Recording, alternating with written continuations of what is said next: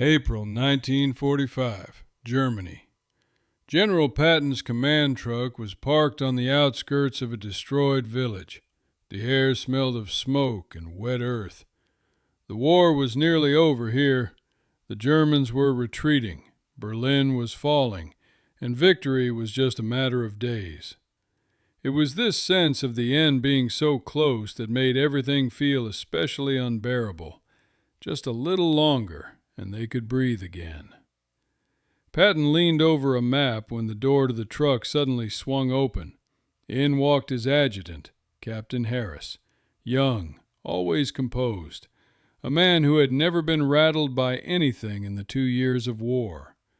But today his face was as pale as chalk. "General, we need to talk." Patton looked up. He could read the faces of his men. It was a skill that had saved his life more than once. This face told him something catastrophic had happened. "Go ahead." "Sir, our soldiers. Yesterday, during the liberation of the camp, they shot 50 men, guards, after they surrendered." Silence. Only the distant rumble of artillery could be heard. "The inspector from the general's office already knows. They're demanding a full investigation. They want a tribunal, sir." Patton slowly set his pencil down on the map. He stood and walked over to the narrow window of the truck. Outside there was the gray sky of late April, the ruins of the German village, and smoke rising on the horizon. He didn't know everything yet. He didn't know what his soldiers had seen before they pulled the trigger. He didn't know that, in just a few hours, he would walk through those gates and leave a different man. But already he could feel it. This decision would be the hardest of his life.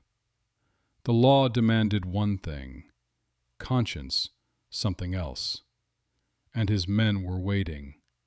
Whatever he decided, the consequences would be irreversible. If you want to find out what happened next, make sure to subscribe. Give a like if you're interested in this story, and let us know in the comments. Do you think Patton made the right choice? To understand Patton's decision, we first need to know what his men saw that day. To truly understand this, not just with our minds, but deep down inside. April 29th, 1945. Soldiers of the 45th Infantry Division, the Thunderbirds, entered the gates of the Dachau concentration camp. These men had been through Sicily, Italy, southern France, and all the way through Germany. 2 years of continuous battle. These weren't green recruits, not wide-eyed kids. These were professionals, hardened by war. But at the gates of Dachau, even their iron resolve cracked. 39 railroad cars were parked on the tracks. The doors were open. Inside, bodies. Thousands of bodies, stacked like logs in a pile. Corpses in striped uniforms, shriveled, twisted, piled on top of each other. The cars hadn't been unloaded. They'd just been abandoned. The Germans were leaving fast and didn't bother with cleanup. The stench was so overwhelming that even the battle-hardened veterans had to steady themselves right at the gates. Inside the camp, the living were almost indistinguishable from the dead. 30,000 people, skeletons wrapped in skin. Their eyes were large, sunken, nearly expressionless. Some couldn't stand, some couldn't speak. They just stared at the Americans, and in their gaze was everything: pain, distrust, and a fragile, barely flickering hope. The soldiers instinctively stopped, unsure of what to do. No army manual had prepared them for this. They saw the gas chambers, crematories with open doors, still containing human remains. Medical blocks where horrific experiments were conducted, testing cold, pressure, starvation, and pain on living people. Cells where prisoners were starved for the smallest of offenses. storage rooms piled with children's belongings, neatly sorted and packed. Everywhere, papers, lists, records. The Germans' meticulousness. Everything was documented, every death recorded. Industrial, methodical, bureaucratic killing. Not out of hatred, but as part of the work process. Private John Lee would later testify. We thought we knew what evil looked like. We'd fought it for 2 years. But this was different. This wasn't a battle, or an enemy, or war. This was hell itself, organized on a German schedule. And then, in the far corner of the square, by the wall, 50 SS guards, hands raised, weapons discarded, surrendering. According to the laws of war, the Geneva Convention, and military protocol, they were now prisoners of war, under protection, untouchable. One American soldier stopped. He looked at them, then slowly turned his head to the railway cars full of bodies, then to the barracks, then to the eyes of the survivors, then back to the SS guards with their hands raised. Something inside him snapped. Or maybe something fell into place. He raised his rifle. The first shot sounded like a signal. One guard fell. Then the second soldier fired. Then the third. It wasn't an order. It wasn't an organized execution. It was a wave, spontaneous, unstoppable, like the breaking of a dam. No one commanded it. No one gave orders. Something just broke inside several men at once. A few of the guards tried to run. They were shot in the back. Others dropped to their knees, raised their hands even higher, shouting something in German. They were ignored.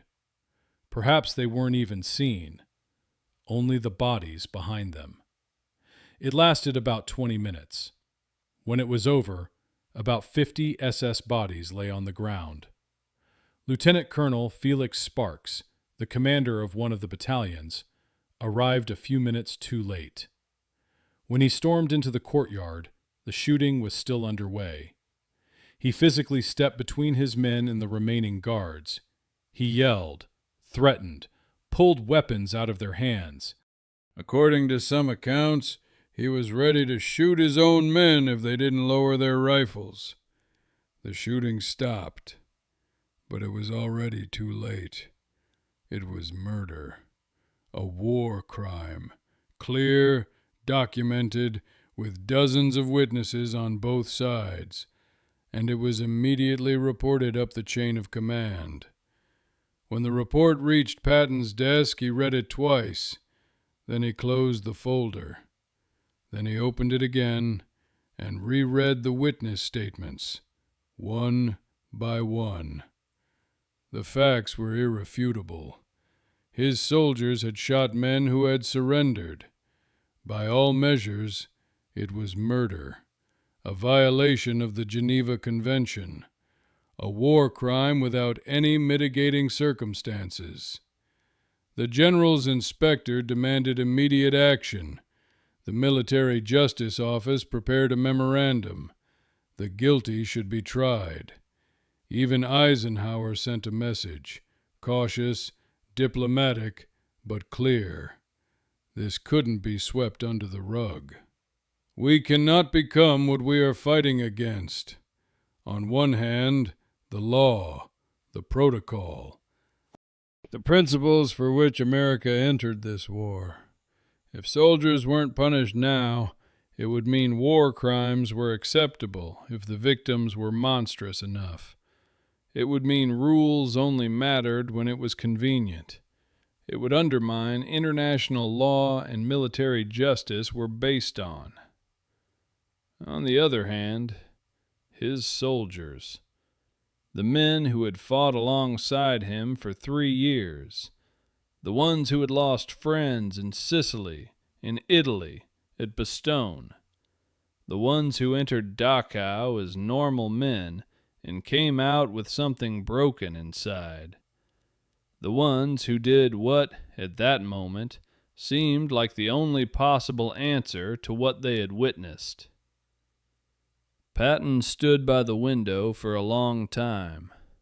What would I have done, he thought, if I had been standing there, among those cars, among those eyes, if I had seen what they saw, and then seen those men with their hands raised? He didn't know the answer, and that scared him more than any tribunal. People thought Patton was a machine, tough, unfeeling. Blood and guts. That's a nickname he earned during World War I. He cultivated this image himself. Polished guns with pearl grips, a gleaming helmet, harsh speeches to his men with no room for doubt or human weakness. His soldiers feared and respected him. No one came to him for sympathy. But there was one story most people didn't know, and one that Patton himself didn't like to recall. In 1943, in Sicily, he walked into a field hospital to visit the wounded. He saw a soldier sitting in bed with no visible injuries. He was just sitting there, crying, quietly, without a sound, just crying, staring at the wall. Patton exploded. He yelled at the man, called him a coward and a faker, slapped him in the face with his glove. It nearly cost him his career. The scandal reached Washington. The press demanded his resignation, and Eisenhower was furious. But no one ever knew what Patton wrote in his personal diary that same night. I blew up at that soldier because I'm afraid. Not of death. No, I'm not afraid of death. I'm afraid of the moment when something inside me breaks. I'm afraid that underneath all this bravado and polish, I'm the same scared little boy who doesn't know what to do. I yelled at him because I saw myself in him. Now, in April of 1945, looking at the photos from Dachau spread out on his desk, the bodies in the cars, the faces of the survivors, the gas chambers, Patton felt that same fear. Not before the enemy, but before himself, before the question he couldn't answer honestly. What would you have done, George? 3 days after the incident, Lieutenant Colonel Felix Sparks, the officer who had stopped the shooting, came to see Patton. The man who had risked his life to save the German guards. One would think he would be demanding a tribunal the loudest. Instead, Sparks laid a piece of paper on Patton's desk. What is this? Patton asked. Names, sir. I did some digging into the guards who were killed. Patton picked up the sheet. He began reading. These weren't just names. Beside each one was a brief summary of their role in the camp. And in the middle of the list, he stopped. One name. Occupation. Block Commandant of Medical Experiments. Note. Appeared in Allied intelligence reports from March 1943. Patton looked up at Sparks. March 1943? Yes, sir. 2 years ago we knew about him. We knew by name. We knew what he was doing to the prisoners. Intelligence reports had been sent upstairs several times. Sparks spoke flatly, without emotion, as though giving a briefing. No response. No strike against the camp. No special operations. No official requests. Nothing. He kept working for 2 more years. A long silence. We knew, Patton said quietly. Not a question, a statement. Yes, sir. Patton stared at the piece of paper. His soldiers had made their choice, but who was truly responsible for what had happened? The soldier who pulled the trigger in April 1945, or the system that had known since 1943 and done nothing? Patton wrote an official response to the general's inspector the next morning. He worked on it for hours, a rare thing for him.